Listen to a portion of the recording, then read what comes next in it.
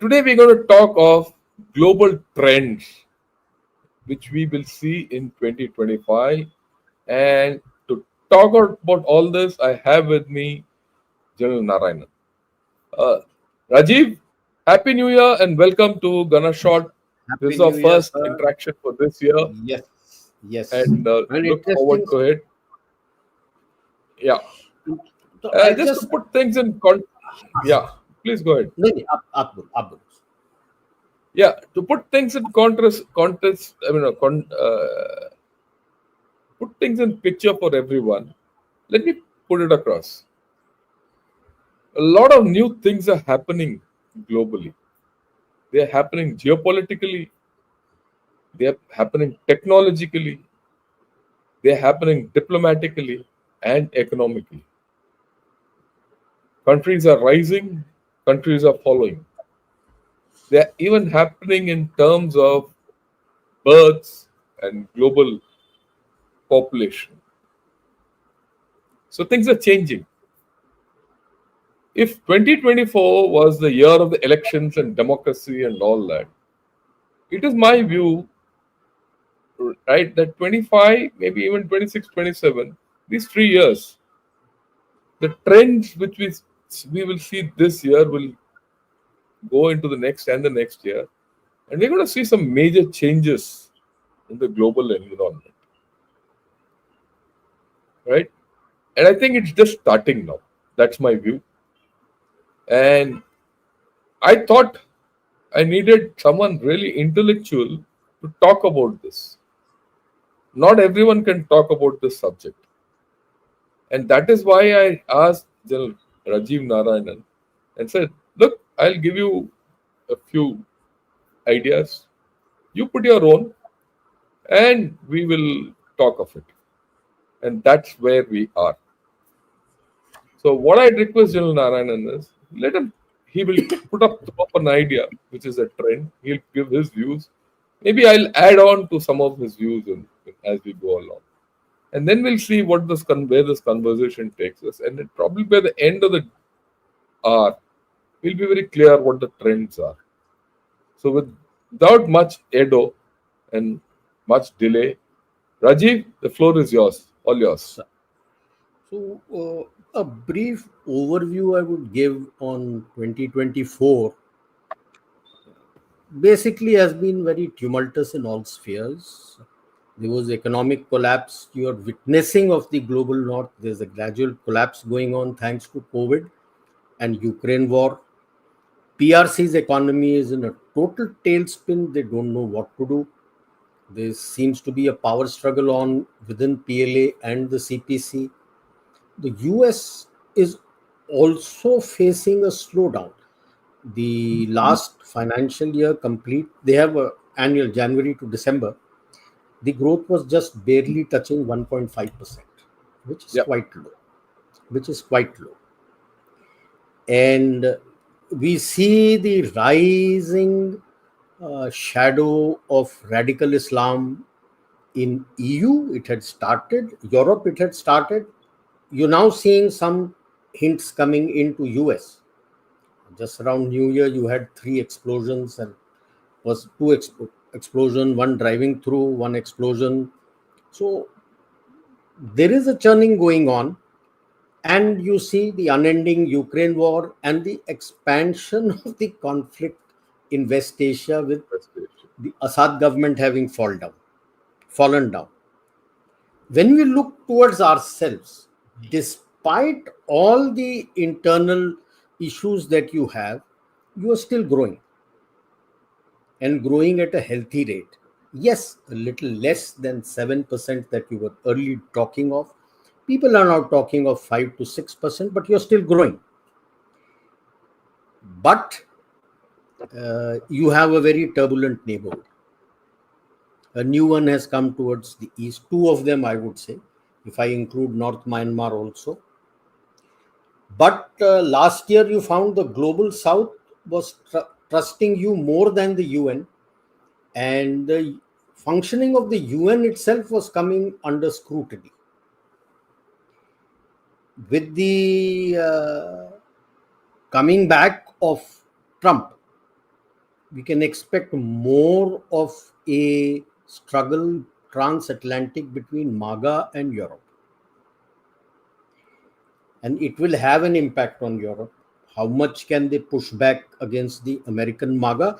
I will touch upon American MAGA, that where is this American MAGA going to take place? Can it happen? Or what are the challenges for it?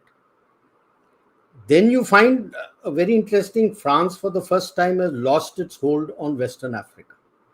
Yeah. They controlled the complete economy of Western Africa, and quite a lot of money used to come from that. Quite a lot of uranium they used to take from Western Africa. That is gone. They have not yet spoken about their currency. The currency was dictated by France, CFA, Currency Francois Africa, which is franc. And it's the African franc, to be precise. Like you have Canadian dollar, Australian dollar, this was West African franc. But are they able to do it? Because that is managed from France. And you find with the fall of Assad, there is a alignment which is coming up in Syria. I'll touch more on it here, where you have on one side Israel, Saudi Arabia, and UAE, and then the other side you have Turkey, Qatar, and Iran. So this is some rough alignment that is coming out. And neighborhood mein you're seeing the problem Pak is facing on its Afghan border, and it's getting quite desperate, quite bad. They are getting suicide bombing and everything. Just today morning, like what they had done to us in Kashmir, same thing happened. IED suicide bombing with a car on a convoy of Pak army which was going. And abhi casualty figures are still coming. You find that when Syria was to go, it appears as if a tripartite deal was done between US, Israel, Russia. Of course, they took Assad on board, because now the two bases that were there, Latakia and pardon sir, Tartus. Yeah, both the bases have shifted to Libya, Benghazi, because Italy is split into two. There is that national government which is supported by UN, and Turkey supports that, and you have Khalifa Haftar, who is controlling Benghazi, and that is supported by Russia. They have shifted near Benghazi and they have set up a base out there. So it means that this tensions will shift further into North Africa. Do we see something getting embroiled in North Africa? Because that is a cause for concern, and I'm sure Turkey will be very concerned. Because Russia, it appears, is going to use this base to increase its influence, whatever writings I have read about which emanate from Russia, to increase its footprint in Russia, in Africa. In fact, they've always had a good footprint in Africa. Yes. So this will they want. And the base wasn't Syria. Now the base is directly where the influence action is, and from here they want to use that. So you might find overall in Africa a three-way triangle of Russia, China, and whatever China we may say is losing out, but still has his footprint there. Yeah, he's got in Africa. So you have US, you have Africa, China, you have Russia, and Turkey is, by the way, still wanting to increase its influence in North Africa. So at the moment they are in talks with Sudan. People have forgotten in all the wars that there is a war going on in Sudan between Sudanese armed forces versus the Rapid Security Force, which is supported by UAE. And Sudanese armed forces are supported by Turkey. And so there's a lot of things, and flux will take place. So while West Asia is getting into a flux, you will see something more happening in North Africa, because Turkey was the one who cooled the fires between Ethiopia and Somalia, because Ethiopia became landlocked once Eritrea went away. So they had done a deal with the top, if Somalia is like an ulta L, or you can say a 7. So the top portion of the 7, that is Somaliland, and they have port on the Red Sea. Yeah. So Ethiopia had done a deal with them for having their port facility, to buying that port facility, which Somalia didn't like, and so it was, fires were cooled, but at the moment nothing is clear because the treaty is still there, whether Ethiopia will continue to execute that.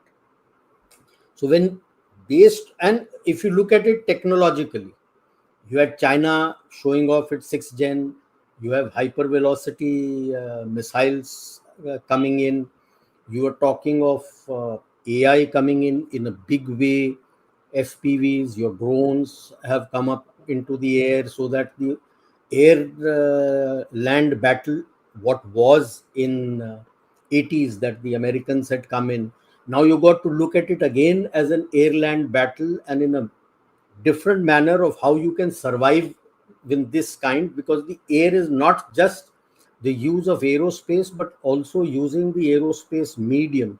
When I talk of medium, you have space, you have cyber, you have communications, you have everything which comes in the aerospace medium. So these are certain lessons which are coming out from the unending Ukraine war, where new terms like FPV, which nobody had heard Yeah. earlier, for the drones and all, have started coming into our lingo, Lingo, FPVs yeah. and all. So that is the kind of what Gen R Shankar, and which I also would call, of disruptive technologies that are coming in. It disrupts the way you look at things. It disrupts the way you actually have been doing things. It disrupts the way you have been structured. Would you have to need new structures to counter these technologies? So that is why it is disruptive, that in every field it disrupts what you're doing. So this is what we saw in 2024. What do you see now when we look at the overall tea leaves of 2025? So we'll start region wise, and the first and most important, North America, because there exists the sole great power today which exists is there. So while somebody may say is going down, somebody may say dollar is going down, this is going down, that is going down, but that's the only power available which has a global footprint. Nobody else Yeah. has that Yeah. kind of Yeah. power. Yeah. And I want to qualify that by saying they have 118 military bases all over the world. They have the capability of controlling the complete choke And points of the world. and we are not talking of the 600 plus lily pads.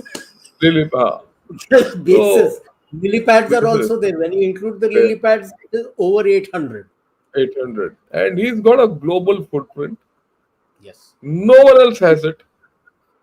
Way back in 90s, when they became the sole superpower, there was talk of prompt global response initiative. Yeah.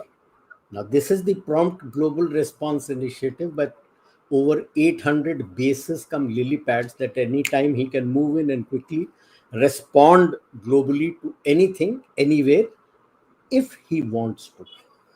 I Yeah. bring that with a big if. Yeah. Yeah. It's his. It's for his interest. I mean, let's be In very clear his about interest. this. Yeah. So, but here comes the great disruptor, as the, another term for president. I call Trump the great disruptor, because I think he lets out more than what he's being asked to let out, whatever you tell him. But I'm sure now Elon Musk and Vivek Razan and JD Vance have to be careful of how much they brief him, because he can't keep anything in his stomach, it comes out.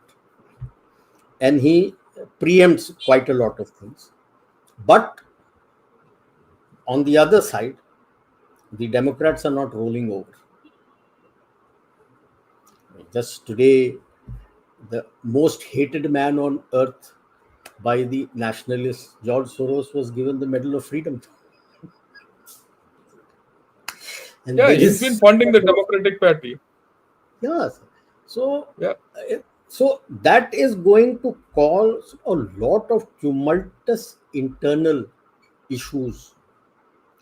10th, let us see, because the DOJ is threatening to pass the case on some case if he has of some money issue, that they're going Yeah. to pass a judgment on the 10th. So that is also there 10 days before he is to be sworn in. External, the kind of things he has brought in, that I'll bring in tariffs, I'll do this, I'll do that, you have to buy this, you have to buy that. That means the external scenario is also tumultuous, that he is already doing, plus whatever else is going on. How is he going to do it? All his election campaign, he kept telling, when one day I'll sort out the Ukrainian problem. Now he's taking a back step and say, no, it will take its time. What will he do in West Asia? How much can he solve? What all can he solve? Because the battle lines are very firmly drawn, north and south of the Persian Gulf. And it is becoming not so easy to manage. The just north of it, Canada, it is becoming a haven for all the gangsters and drug leaders and terrorists and all who are there. And they are facing a problem. And so that is why Trump had also said it is not just the south. He wants to have a barrier towards the north so that illegal migrants don't come in. But how many illegal migrants have already come in? There is no control. You have no clue who all have come in. And these 3 attacks just after the new year, one way mowed down the people, then that bomb explosion outside Trump when he used the cyber truck, and there was one more, I think, knife attack or something which happened. That, I think, is a premonition of certain things to come. It's not going to be hunky-dory, because the worry is like Gavin, the the governor of California, is passing a California. law that it is illegal to ask for photo identity when you go to vote. That means anybody can go and vote. Even the illegal migrants can come and vote. There is no check. Now, that is going to be an issue. MAGA, H-1B visa, tariff war threat, shale oil and gas. MAGA, like I will explain, MAGA, Make America Great Again. He wants to make his factories here. So why did the H-1B visa become an issue? Because his own people, when they come to select them, the issue is opening a factory. Fine, you may have the best of the managers and best of the scientists. Who manages the floor? Who manages the machines? Who will repair the machines for you? That's a forgotten art. See, if you have not been making things for 30 years because you shifted it all to China, you just can't start within 2-3 years and say, okay, hello, I start again. You got to start training. Then your labor laws itself, the cost of labor is going to be so high. Would the MNCs like to come back here? They would prefer to keep it in global south, where they get lesser labor costs. So MAGA is nice for an election campaign. How best will he be able to manage it and implement it and actualize it is open to question. But there itself comes your problem, that if you're going to say, I'm going to have tariff war threat, good. It's nice to, sounds very nice being anti-Chinese to say, I will raise the tariffs for everything 100% or 60%. But has he realized your mass trade is low and medium tech? Most of it comes from China. It is going to hit your own people's purchasing power. Then what do? Will people be happy with you? That if the cost of living shoots up? So these are, I don't think these are issues that were thought through by the Republicans. It makes nice talk for elections, but it has its impact when you try to do these things. It has to be nuanced and balanced, and only in certain sectors you may be able to do it, not across the board the manner in which Trump is saying. So that's why I was saying that maybe Elon Musk, Ramaswamy and JD Vance need to tell him only as much which they can accept, that he goes and shouts through the roof. Otherwise, it's calling for trouble. And the one thing which it was a very, I think, this was the one issue which he should not have leaked. Very late claim to Canada, and has been laying claim and calling him the governor of Canada and Greenland. Okay, it's a grand strategy plan as far as the US is concerned, because it is for the Arctic route Yep. where the Arctic Circle is drying. Today, more than 50% of this is controlled by Russia, almost about 60%, and they have 19 bases. And they have the advantage of, despite that being in the tundra, they have a warm water port, the Murmansk port. The Gulf Stream, which starts from the Antarctic, comes up. It's a warm water stream which hits Murmansk and comes back. So, Yeah. despite being there, Murmansk is open 24/7, 365 days a year. And he has 19 bases that he has made all along to control this route. And when you look across to the other side, it is split into parts. You have US with a small Alaska, quite a lot of Canadian territory, and then you have Greenland. And of course, Norway, it's part of NATO, and supporting it now, Finland and Sweden have also joined in. Norway has a base. But if you take Alaska, Greenland, Canada, and Greenland, then he has an adequate number of footprint on the other side of Russia.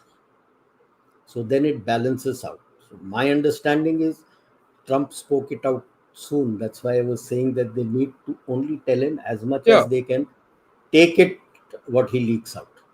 You don't need to take charge of that territory. You need to get them on board and get your bases there. Like at the various places, they have the bases the world over, and even the lily pads. They're not US territory. They've taken permission and signed treaties and alliances to set it up there. Yeah. Canada is already in alliance with you. You can set it up. Get Greenland quietly into NATO. Denmark is already there. Set up the bases. But ये चीज वही कह रहा हूँ ना, उनको सोच समझ के बोलना चाहिए ट्रम्प को, ज्यादा नहीं बताना चाहिए, because he can't keep these things in his mind. Now, going with Americas, let us come down straight to Central South America and the Caribbean. All are facing economic stagnation or meltdown. And there is an open, you could say, competition for influence between US and China. There is growing Chinese footprint in Latin America, and the US cannot wish it away. The only government which is working towards something, quite a lot of the countries there are socialist, is the Argentinian government under Javier Milei. Melee. But he has taken a chainsaw to cut away the socialism. So he's reduced the government departments from 18 to 8. He's privatizing his public sector. But just imagine, the public sector was the one which gave jobs. So the jobs are not there at the moment. And the best part where people are still giving him support to what he's doing is because he has controlled the inflation. Pesos. Otherwise, the people used to say that the day we got the salary, that same day we would finish our salary to buy anything and everything for the month, stroke if you're getting for a week, whatever you wanted for a week, because the value of the peso would have gone down the next day. So the first day when they got the money, let us say they were paid on a Friday, you had no money available with you till next Friday. If you had any crisis, you had no money. But that he has controlled to a large extent, and he has controlled the food prices to a large extent. But there's still work to be done, a lot of work to be done. Brazil, which is again another big economy, is still struggling. They are still struggling. The Latin and Caribbean states are, Latin American and Caribbean states are eagerly looking forward if they can join G20. Like the Africans came in. But the advantage with Africa was that there is one union, African Union. There's So no you Latin just, American Union. yeah, so there is nothing called a Latin American or Caribbean Union. There are multiple of them together, either together, small countries together, or with America, and like that. They have multiple entities, something like what we have in Asia. So that is the whole problem that is there. Like Apart from the G7, in G20, one entity was EU. So under EU, so many other countries came in. Samely, you have AU. Similarly, you have AU. So under AU, a whole lot of countries have come in. There is nothing available there unless they make one, which is not likely, but they're looking that the manner in which we had orchestrated it and pushed it, and now it is walking down. The others are also walking down the same path this year also. They hope that they could be able to get a better future, but it's open. Europe, inexorable economic decline. बोलेंगे नहीं आपको खुल के. COVID handling both economically and health wise was very bad. And on top of it came Ukraine war and blind support to Ukraine and start giving the money, stopped the gas. So the economic decline has started. And in this, if people have read Paul Kennedy's beautiful book, The Rise and the Fall of Great Empires, empires, he talked of a 400-year cycle. That after that you decline. So if you look at Europeans, the 400-year cycle is over. 17th century onwards was when they started colonizing and dominating the globe. And we are into the 21st century. So if we go by that analogy, which he had studied various empires, the European hold is going very badly. Like Germany is their main industrial hub, and it was the automobile hub. It is collapsing. Volkswagen, Mercedes, they're all putting out jobs. They're cutting jobs to the range, and Bosch, which was making all those tools and everything for automobile industry, from 7,500 to 10,000 jobs. And a population density as what they have in a country, if you lose almost about 20,000-30,000 jobs, is quite a lot. When you look at the kind of working age population you have. And that is across the board. France is also facing UK. I was just reading, which was that bank, H, it was starting with H. It's a UK bank, and that Britisher has written that he had his account there. He wanted to draw $30,000. He was asked a question by the bank, why are you drawing? Why do you want to withdraw 30,000? He said, damn it, it's my money. It's not your problem. He said, no, you've got to fill in and say why you want it. Otherwise, we're not giving you 30,000. Is this the situation of British banks? Britain is also facing a problem. As on date today, Germany, France, UK, Sweden, Denmark, Netherlands, Italy, Spain, they are facing recession, stagflation.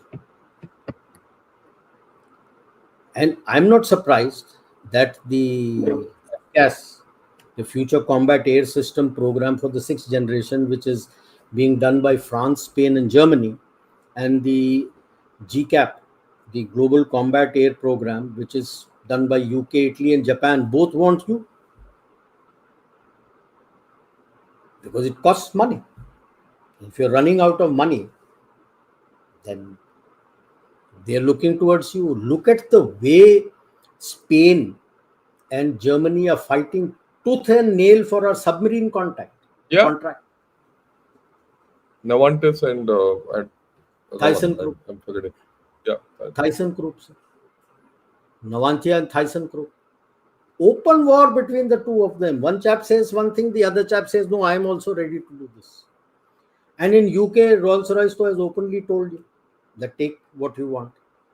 We'll give you all. France is giving you Safran. France desperately wants your Navy to buy his Rafale M. Airbus, by the way, A380, the new orders that we have given, that has saved their plant. Otherwise, A380 was closing down and their plant was closing down. Ye halat. Your orders are what is sustaining Boeing in US and Airbus in UK. It's not for nothing that World Bank and IMF say that the global economy depends on you. If you had not given the order, if Air India had not given the additional, I think, Yeah, 100 they're or gone. 200 order, they would have collapsed. They would have collapsed.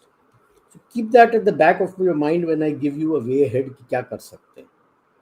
So they are facing an uncertain future in 2025 because US is pushing for shale and oil gas, and by cutting the nose to bite the face. The contract was there for piped gas via Ukraine, and they don't push Ukraine to renew it. So as of 1st of January, there's no gas from Russia.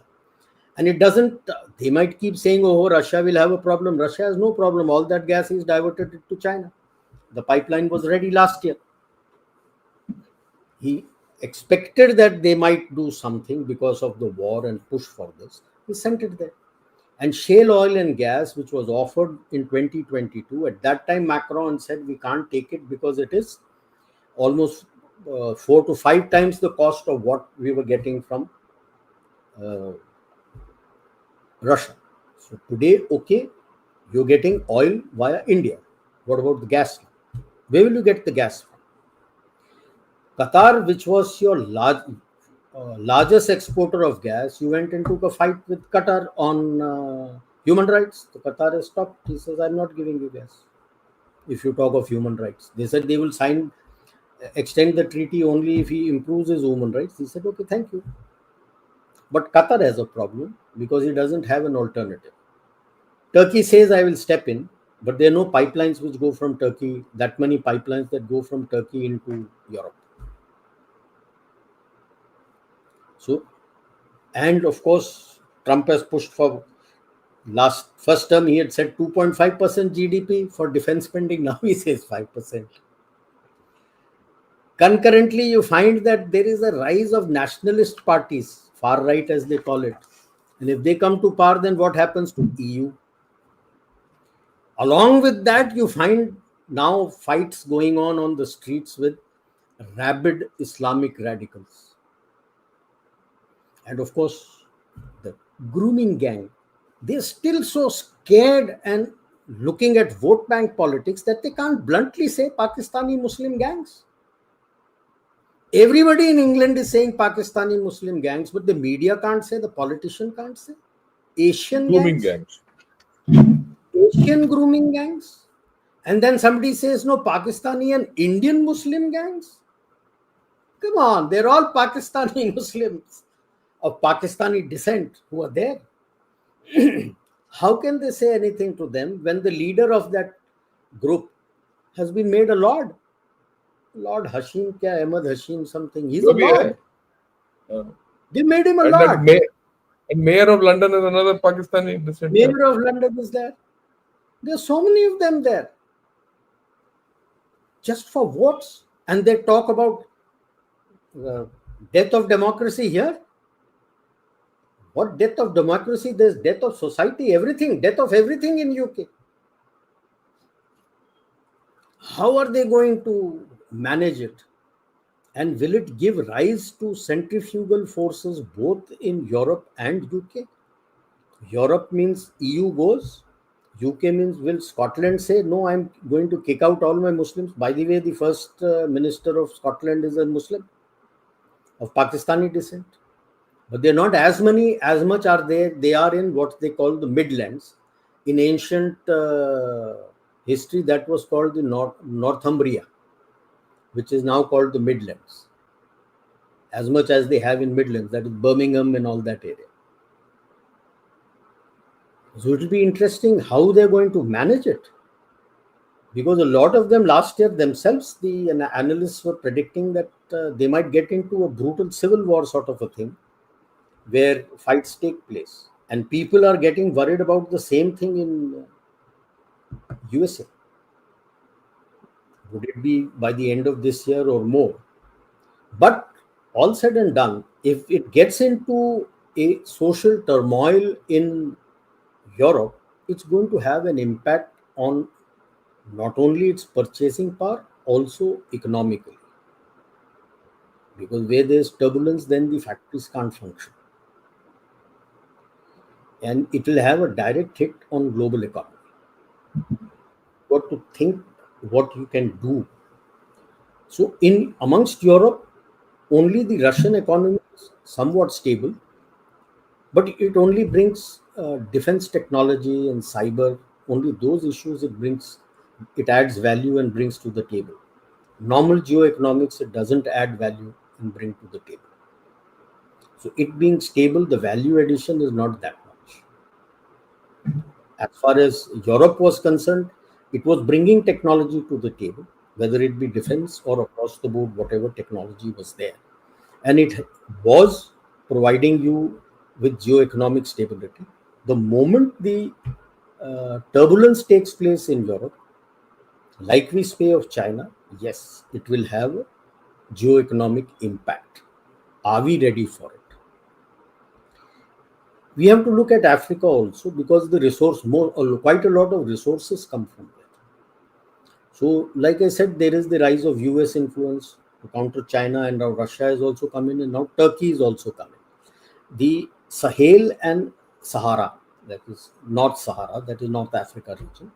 This is the unsettled belt, and a little bit in central area, which is your Congo area.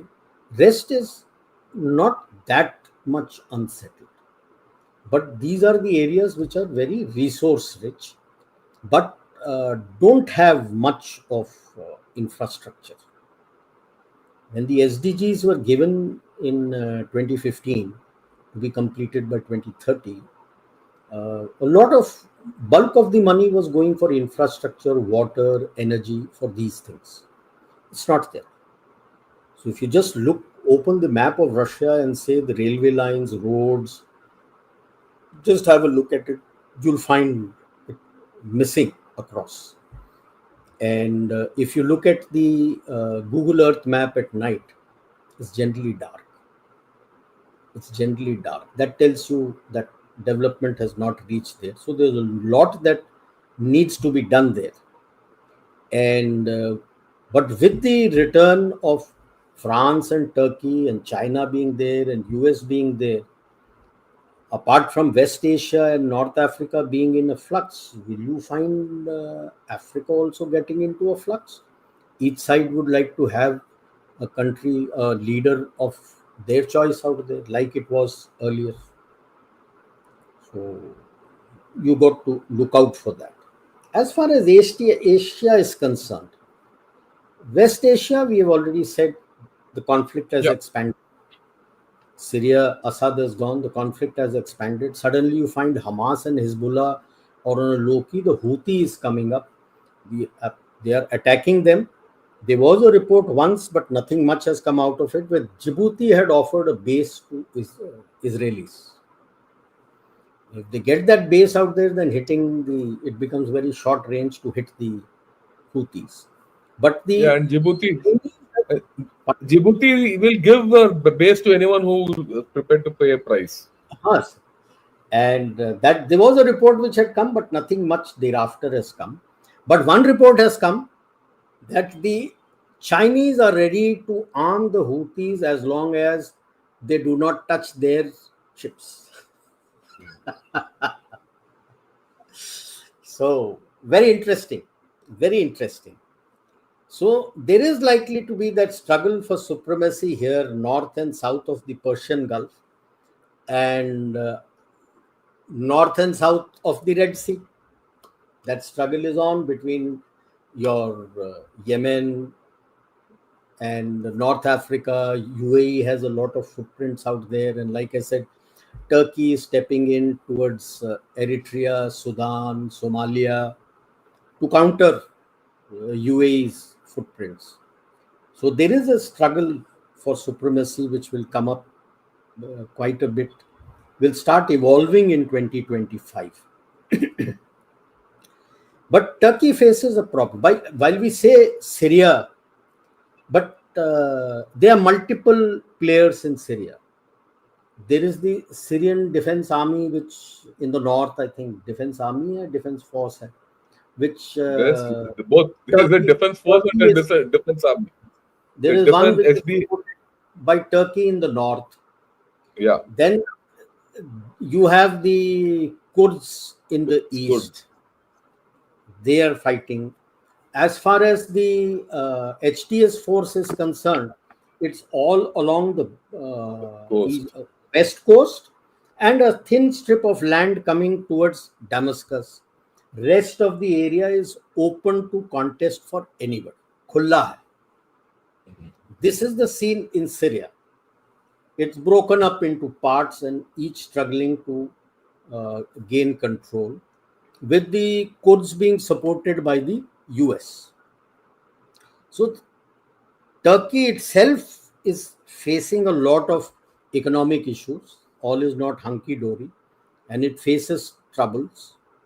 The Iranian hardliners, of course, are feeling the pinch because they're generally feeling isolated, other than because even in Iraq, voices have started coming up against Iran's control on them, especially in Baghdad area.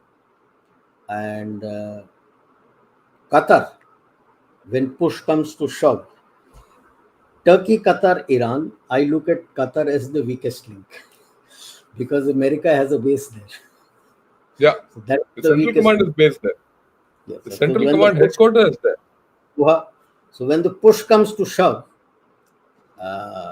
they might drop out and play to the US hand. So that is where things are, and it looks like the push in 2025 will slowly start to defang the hardliners in Iran. And what can they do to their nuclear ambition? What will happen? Hardliners are not going to give up in a hurry. So it's interesting to see what US and Israel do in Iran. I don't think Saudi Arabia or UAE or Turkey will get directly involved in issues relating to Iran. What will be the borders of Syria finally? Because Israel has gone north of the Golan Heights and along the border out there. Aim is to cut off the link between Israel and Hezbollah. That has been in a way achieved. But what will be the final borders of Syria? What will be the future of Lebanon? Okay, you say that you have reduced the hold of Hezbollah, but is the Libyan army ready to take on the Hezbollah armed forces? They don't have anything. So what is going to be the future there? What will be the borders of Lebanon? And in this, while everybody says yes, two state, two state, two state, as far as Israel and Palestine is concerned, where is this Palestinian state going to come? Do not forget, in his first term, Trump had unequivocally given West Bank to Israel, recognized Jerusalem as the capital of Israel, and shifted his embassy there. So will he accept West Bank with Palestine? So where is Palestine going to be? Everybody glibly says, yes, two state, two state. MBS all the while used to say two states, he used to say PLA Authority and Gaza. His last statement, he has just said no, there's two state. Gaza is not mentioned. West Bank PLA Authority is not mentioned. So where is the state going to come? Nobody has identified that. Will they push Jordan to take it onto the East Bank? Open to question, because till that doesn't get resolved, I don't think it is going to be easy to resolve your West Asian issue. That needs a resolution. Where will the millions of all these people, where will they go? That has not been shown as yet. Some idea you can get from an article which was published in the American Armed Forces Journal in 2006. It was an article written by Lieutenant Colonel Ralph Peters, redrawing the borders of Middle East. It gives you an indication of what the American view has been. Though he had written it in 98, I got a copy of it in 2004 when I was DA in Tajikistan through the American embassy. I discussed it with them, and I told them that a lot of blood will flow if you try to do this. It's not so easy. So if you forget that in First World War also so much of blood flowed before all these borders were given. You don't agree to Sykes-Picot. You want your own borders. Blood will flow. Blood has flowed. But And more will flow. More will More, flow. more will flow if you're trying to redraw this. One place where they have achieved it to some extent is Iraq, where Iraq has a Shia Iraq controlled by the Shias. There are the Kurds who are an autonomous region, and you have the Sunni portion where, anyway, it's plain desert. There's hardly anything out there. So that tentatively has been done. Something is happening in Pakistan which they are achieving, where they had mentioned that west of Indus would go to Afghanistan. So 𝗣𝗚𝘅 𝗲𝗏 in any case is no longer with them. But blood is still flowing. So what will happen? And like I had mentioned about Afghanistan and Pakistan, so much blood is flowing now out there. आज भी हो रहा है. आज भी हो रहा, अभी भी चल रहा है सर. And चल रहा है. yes, you are coming up, you are becoming strong. Global economy is dependent on you. Will the white man like it? Will the white man like it? He looks, your strategic autonomy is unpalatable to them because the erstwhile colony is going to dictate terms. It's not going to be, I want you to do this, and you say, yes, sir, 3 bags full. He said, no, let's negotiate. And he doesn't like it that he has to ask you for a FTA. That's a new term for begging. Because to survive, he needs your market. But the issue is, if his own country is going to be in a turmoil, what will he deliver in FTA? Then we have to remember why North Myanmar and Bangladesh had to happen. If you step back and look at it, Pakistan had to be taught a lesson for the 20 years of perfidy, of where they ran with the hares and hunted with the hounds. So when the Americans just pulled out from there, they handed over all the weapons to the Afghan Taliban and they sustained them. The last report from there is close to 80-85 million every month they are still giving them. And they are sustaining their equipment.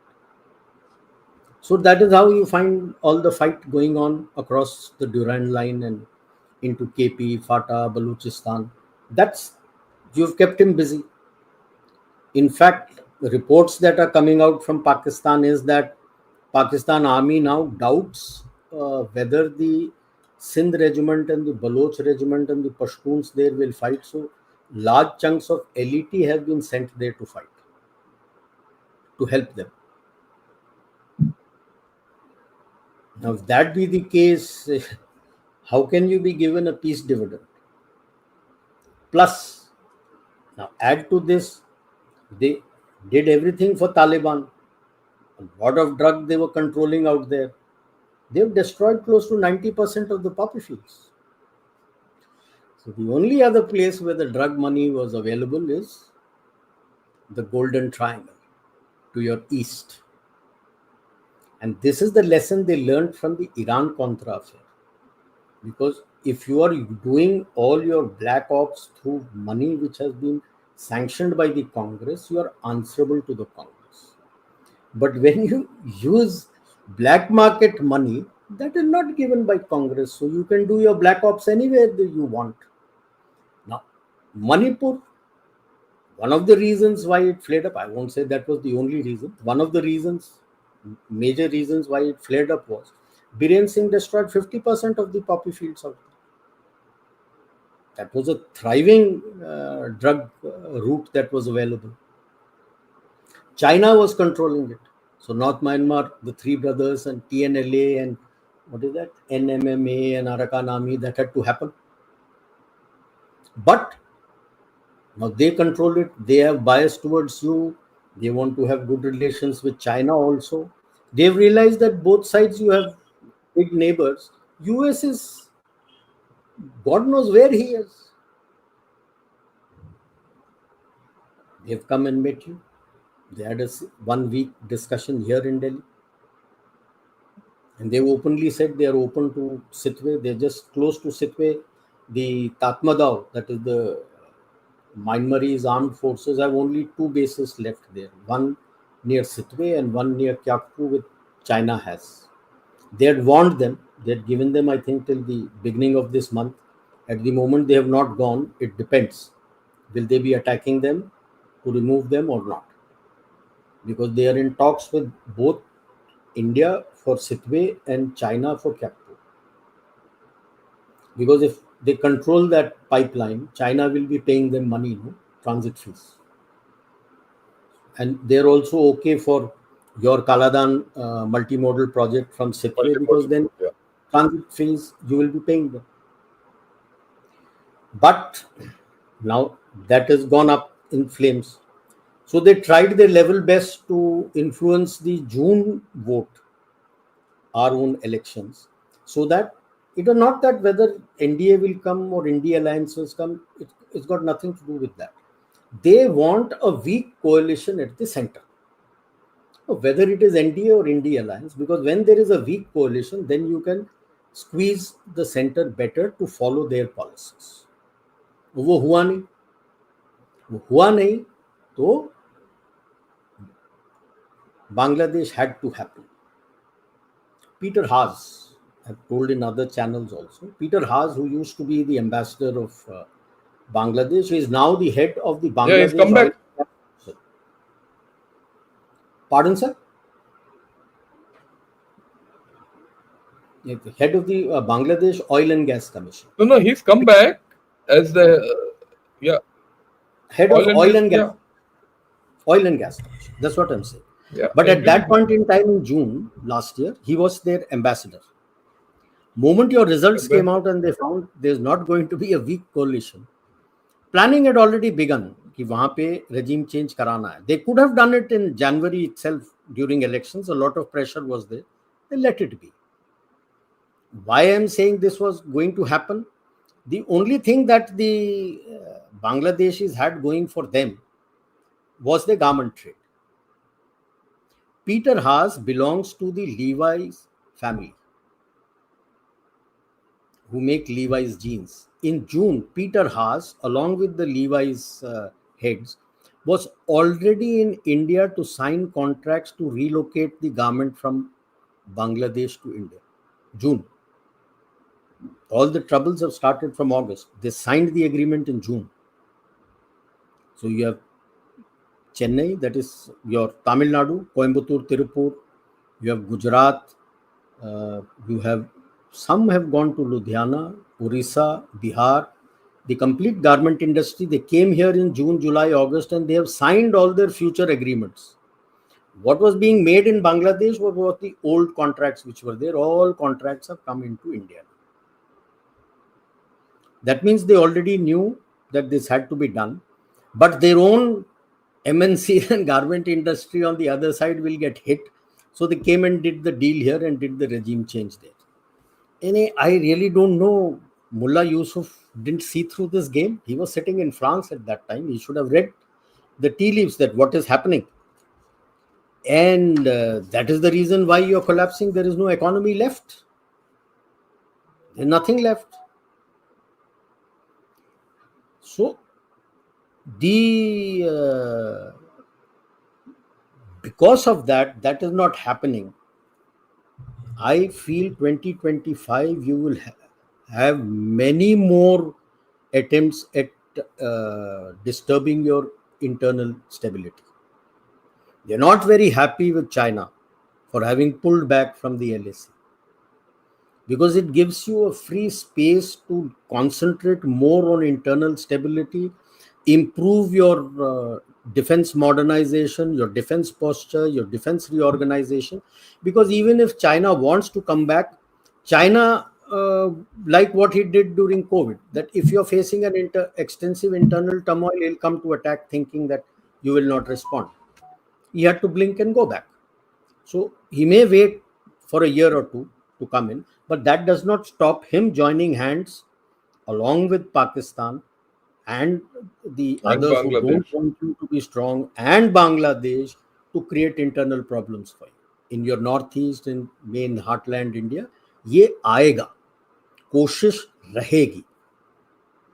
So Far East में you find that despite China floundering in its economy, he is not scrounging on allocation of funds for PLA modernization. Yeah. In fact, Now, he's whether increased the it. development is functioning, not functioning, that's a different issue. It tells you that he is not stopping on his funding, and his aggressiveness along the eastern seaboard has also not stopped. If you go back to the six combats that China has to fight by 2050, the first one was for Taiwan. They had set the date by 2025, but I think, if I remember correctly, last year only Xi Jinping had pushed it to 2027. They are now talking of by 2027 to integrate. Now, which way it integrates, whether it is PRC with integrates with ROC or ROC takes charge of the mainland, remains to be seen. How it Yeah, happens, that is what an interesting thing which will happen. happens. But if PLA attacks, the West is sanguine that Japan, South Korea, Philippines, Taiwan, and all will fight, and they might. Whether West will put it boots, because Okinawa they have boots, Philippines they have boots, Guam they have boots. So will they fight for it? I think they might, because they would not like a PRC PL controlled navy in the Pacific. If Taiwan falls, even if it falls with extensive casualties and there is a Pyrrhic victory, but one thing is there: whatever the remnants of PLA navy are, they will be on the eastern ports of Taiwan, which is into the Pacific, which goes against the Monroe Doctrine that Pacific is their backyard. So they might, when push comes to shove. At the beginning, open to question. South Korea is facing tremendous trouble. There's a great amount of political uncertainty going on. And it is now up to the judiciary to confirm whether the impeachment by the parliament of the president is legal or not. And for that, they need 2/3 majority. Will it happen? The police were not able to enter the palace to take out the president. So it is a political churning going on out there, and it's interesting. Our people, I find hardly any coverage in our media about South Korea. The essential standoff which the president says he has with the parliament is he feels that a lot of parliamentarians have been bought off by the Chinese, and that is the reason why he was wanting to bring in the martial law. That's open to question. Nothing, no proof he has given. But it remains a fact that there is a standoff between the president and the parliament. And how does the government function? Japan is also facing a stalling economy. It's facing stagflation. And when you look at North Korea, they have sent 1 lakh troops. It started with 10,000, 1 lakh troops they have sent to Russia to fight in that Kursk region, which tells you the issues that Russia themselves must be having to put boots on ground, because they don't have a very big working age population as far as the Russians are concerned. They also are a demographic decline, they have tremendous. So that also tells you the problems that they face. As far as the Central Asia, Oceania, and Caucasus are concerned, Caucasus, we'll start with Caucasus, very unsettled. Azerbaijan versus Armenia, and within Georgia is pro-Russia versus pro-Europe. So there is Caucasus. Russia has always seen it as its soft underbelly that will stay in turmoil. To keep the West would like to keep it in such a turmoil so that there is they'll be able to have a dilemma as far as the Russians are concerned, because from there you get a direct link into Dagestan and Chechen and all those turbulent areas, Tartary and all that turbulent areas which is Muslim predominant. Cars, well, PRC economy is collapsing, but they have a tremendous amount of footprint, and Kyrgyzstan, Tajikistan are virtually about to collapse, recession, because the amount of debts that they have to China, you cannot manage. And it seems that There is a push which is emerging from the US to gain influence back in Central Asia. Russia is there in a very strong way. So it will be a three-way tie again between USA, Russia, and China. Who has a say? Russia doesn't have a clean say amongst all those five countries out there. Tajikistan and Kyrgyzstan don't amount for much. They are very poor. So essentially, it is Turkmenistan, Uzbekistan, Kazakhstan. Turkmenistan has got a lot of gas, and they are a very closed society. They have not opened. Country bilkul closed. They don't open up to anybody, and their complete gas is controlled by Russia. Uzbekistan and Kazakhstan are the ones who show eyes to Russia because they have resources, oil, gas, and like Kazakhstan has a very large uranium reserve. So they show eyes to Russia off and on. But then there is nobody to support them. They don't trust the Chinese. So that much we can understand. So what is the new technology that you expect? So the latest which is coming out from US is what they call it the gravitic propulsion of drones. There's no fuel. Some call it anti-gravity. I tried reading up. It's a bit too obscure, and it's still in their what they call the black ops domain for technology. They use the gravity, and with that they use and create a magnetic electric field with which they give the propulsion to the drone. There's no design available on board, but a talk has started that not just the US, Chinese are also working on this propulsion system, which gives it unlimited reach. I don't believe that. The reach, you need to have some controller on ground. So unless it is a space-based grid controlling, you will not have unlimited reach because most of the drones is line of sight. So it's a line of sight communication. So if it is going beyond your line of sight, unless you have a SATCOM on board, you will not be able to control beyond that line of sight. So this is a new thing which is coming. Interestingly, like the Chinese, I said, they showed the 6th gen aircraft. That's interesting. Why do I say so? Nobody as yet in the aviation industry has finalized the structures of what exactly will be 6th gen. What all is to be included in 6th gen, that itself has not yet been finalized, and China says, I have thrown up a 6th gen. Good. But the classic case is their engines don't have power, so he has put 3 engines. So he has 2 intakes on the side and 1 intake on top, and he expects with 3 engines and these intakes it will be stealth. So you're muted, sir. You wanted to say something. I was just, why I laughed off. It was quite hilarious because I was just waiting for you to talk about the 6th generation, which I think is a huge fake. Those who are aviation experts have already called it out a fake. But the first thing all experts have agreed on is that as yet the aviation industry itself has not yet finalized what constitutes 6th generation. 6th generation. So the China has not only he has said 6th generation, he says I'm working on 7th gen. What is the 7th generation?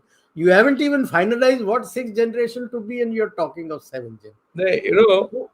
When he says all this, I only hope China in its present form remains till the 6th generation and 7th generation. You might be the next generation. China will be completely different. So, yeah. Other one which is coming more and more, not on EV, but there is a lot of chatter which is coming out on hydrogen engines. Then there is talk of the green fuels like ethanol and other things, engine run from that. And a new one on which Toyota is working is having water as your fuel. And next to the engine, you break up the water into hydrogen and hydrogen and oxygen are burnt in the combustion chamber, and it gives you the just propulsion. water vapors come out, which they feel would be green. Yes, but the issue is you're already per head capita of water. If you take it globally, you're quite scarce for water.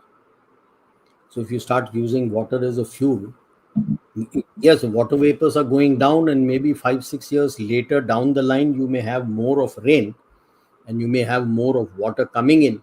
But in that interim period, firstly, you may have a shortage of water. And number two, when you have excessive rains, we know what excessive rains can do. Are you prepared for that? So, but these are the new technologies that they are bringing in, and they are talking of Elon Musk, I must say, is talking of a hypersonic aircraft, passenger aircraft. So that he says from San Francisco to Delhi in 40 minutes. So that is talk. Now, these are the levels at which work will start progressing. Whether it will be deliverable in 2025 is open to question. Because, like I said, FCAS and GCAP, this is work on 6th generation. When the nomenclature itself is very fluid, what all constitutes. So, what will you put in? What will you do? It's not going to be cheap. It's going to be very, very, very expensive. So AI will come in. There's quantum computing and quantum mechanics work. Everything will go on. You may look at quantum communication. So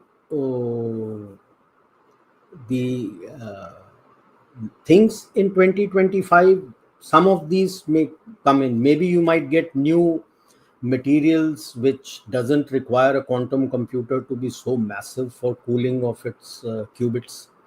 And will 2025 or maybe beginning 2026, will we start seeing the size of the quantum computer reducing? The benefits will come once it starts reducing in size. So in this global churning, what is going to happen? You have a sinking global north, which has yet to come to terms with its decline. And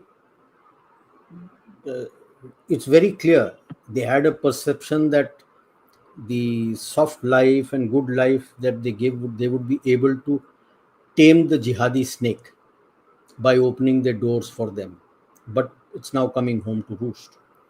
And they have nobody else to blame. If you sow the wind, you're going to reap the whirlwind. Yeah. You're not going to get anything else.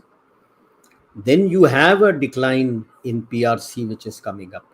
Now, these two declines are the ones which are going to impact the global economics, and which, if you don't work and US doesn't work towards it with whatever little help Russia does, then you will get into what Kindleberger had trapped. The world will get into a Kindleberger trap, which is recession, a global recession.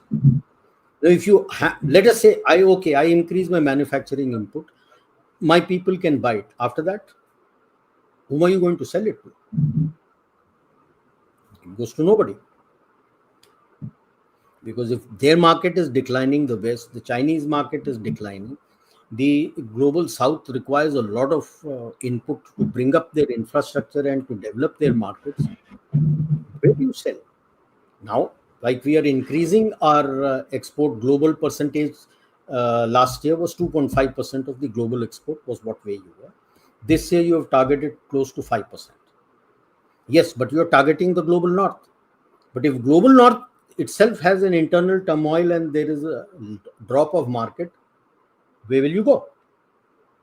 That clarity has to be there, because whether they like it or not, there is an inexorable shift in the global maritime trade center of gravity into the Indian Ocean region because of you. That shift they cannot stop. But you have to work our asses out to see which are the new markets that you will be able to. Because for yourself, you have to look at not just, like we keep saying, what supply chain you can get in, soak in from China. There are some which have come in. You want to soak in more. This is the time to also see which are key and important companies that you identify or MNCs that you identify in the West, where you can ask them to come here, that there is a turmoil there, come here, I will give you a stability, come here with your R&D. That will add to your strength. So that you need to work. Yet, I have spoken about this earlier also, and there have been some business houses who have reached out to me to say that they are working towards this to get some companies into India. But this has to be at a larger level. ये छोटे छोटे level में काम नहीं होता है. This And has to be a government effort. yes, This has to at be the a government government level. effort at the And highest level. Government And you फिकी also need, CII सारा orchestrate करके identify plan like you planned your defense corridors. There is one which is coming down yes, towards the south, there is one which is going towards UP. You identified a defense corridor, identify supply chain corridor, identify your MNC corridors also. And that has to be integrated to the infrastructure that you're developing. उसके मुताबिक you have to identify and place it. That's why I agree with what General Shankar says. It has to be at the highest level. ये छोटे business houses वगैरह के बस की बात नहीं है. At the end, I will just say we all talk of a multipolarity coming. Despite all the problems, you are there. Despite all its problems, US is there. Who else? Russia? और कौन? Multipolar में और कौन आया? Who is India. the new? Will West Asia together? Like I said, till the Palestine issue is not resolved, I don't think you will have any kind of stability in West Asia. Now, where is the second state coming? That has to be thought through and planned. And outsiders can't come and dictate to them. The Muslim world in West Asia, the Arabs and others have to sit together to find out that ये Palestine state आएगा तो किधर आएगा? All this talk of river to the sea is वो okay, सब बकवास fine. है. I वो mean, तो let's be बकवास very clear. बात तो I don't ठीक see है. it getting resolved at all. So unless you place it at some place where it has a capability to survive on its own, otherwise it will be only be dependent on aid and other things, and people can play around with them. So that is where I'm saying multipolar तो बोल रहे हैं, कौन है? If Europe is going to implode and become, EU will break up, then who? You are there, US is there, to some extent Russia is there. Who else? Is it tripolar world? So we need to think on these issues. These changes are not going to come now, 2025. It is going to evolve, and maybe around 2030 or something, it will start getting clearer that what is this kind of global order you are having. And to avoid that Kindleberger trap, we have to start working along.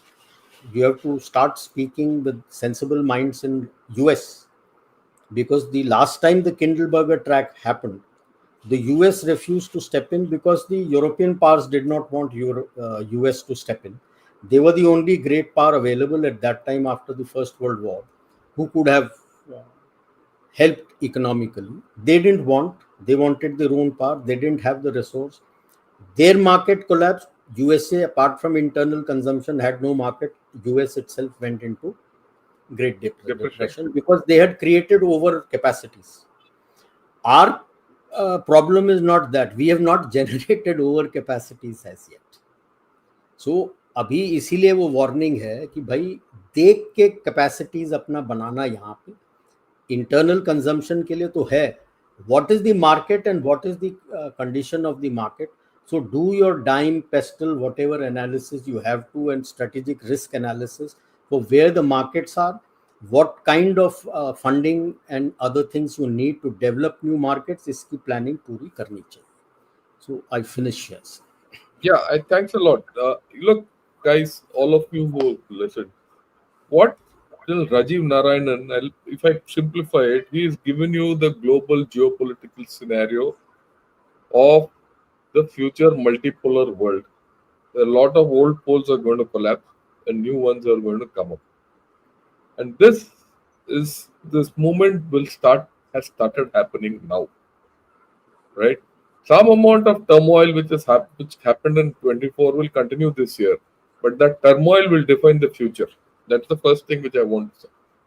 The second thing is this energy crisis with the globe is started last year is going to go in, and this year we will see a lot of new energy systems trying to come in. It is no more that EVs कर लो और ये तुम्हारा photovoltaics कर लो and China will rule the roost. That's anyway gone. Okay. And this great thing of manufacturing which China has got is going to start collapsing slowly. It has actually already started collapsing. Though I find a lot of, today, a lot of Chinese, these days, incidentally, Rajiv, it's interestingly, gunner shot is the latest fad of Chinese. You're on the hit list, fixed line. Yeah. So a lot of Chinese are talking, and you see, they can only talk of manufacturing and nothing else, right? And you also see effect of global warming. Global warming is going to open up the North Arctic sea lanes. It's also going to change climate patterns elsewhere, and your own monsoon patterns are going to change. Your cropping patterns are going to change, and it's happening. It's not as if it's not happening, it's happening. And economies are going to change. And in this time when economies are changing, you find old nations are collapsing. And this is not reversible. Right? These are not reversible because fundamentally at the end of the day, why it's not reversible is there's a underlying demographic trend which is happening. And that underlying demographic trend, like what General Narayanan pointed out, is underpinned by itself by ethnicity and religious trend lines, which have gone toxic world over. Okay. To a large extent, our multicultural and multi-pluralist society has absorbed this toxicity. Other countries don't have this absorption capability, and that is why when he says they're going to implode, they will. If China has to implode over a period of time, that implosion started long back. It's going to unfold, right? Lack of demography, lack of people. So we're going to see a lot of shifts in this kind of a thing. You're going to see new technologies coming in, new materials coming in, new everything coming in. Will it happen in 24? One thing I missed out saying, which people should know, China has already opened back channel talks with our Tibetan government in exile in Dharamshala. Yeah. They have no choice. Two round of talks has already taken place. Already done. They have no choice. If you see today in, the Chinese media, they themselves are talking. Okay. And China's desperation is very clear. They want to build that dam on Ganges. Oh, no, sorry, Brahmaputra. 𝗤𝙗𝙗. Actually, it is from Pato is the place as you are facing it now.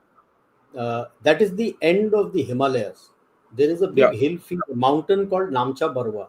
So around it, near this is the Great Bend, where 𝗤𝙗𝙗 bends and comes down vertical into Arunachal. It's called Siang. Kepangla. Yes, Siang and through Kepangla. Kepangla. On either side, the Goyorla and Kepangla are the two passes. And the basic issue that he's taking is on the left is a place called Palto, and on the right is that Metog County, the last county which was without connectivity, which they made with that Golungla tunnel.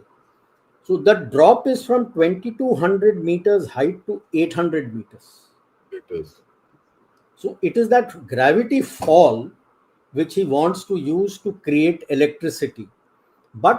And this is not something new. The German scientist had come there in 2006. The technical expert, he had made that. But the only issue he had is that when you generate this kind of electricity, you don't have people to use that. Use it. Yeah. There is nothing there to use it. There's nobody there to use it. because No, immediately east, no, sir, immediately east of this Great Bend, there are 68 glaciers, correct. Kangri-Karpo Correct. glaciers. There are Yeah, I 60. agree There is with a you. pass called Kangri-Karpola, and on the other side there are 68 glaciers from which comes the forms your Lohit River. The Lochochu and Rongtochu, they join together and come through Dichu Pass and come into India as Lohit River. So there is nobody who lives there. Yeah, So I go with you. he generates this for whom? Look, the way I look at best, he has to take water down to Yangtze Basin, otherwise he's dry. Yeah, from And to here he do may that, try to do something, but how yeah, does he? but you know, The issue is, sir, how does he cross look, glaciers? How do you take water look, across glaciers? the way I look at best, it might be I'm now to do kite flying on his behalf, right? He has to take pipelines across, and those pipelines, water pipelines, down, and those will have heavy lift pumps, and for those lift pumps, we use this electricity.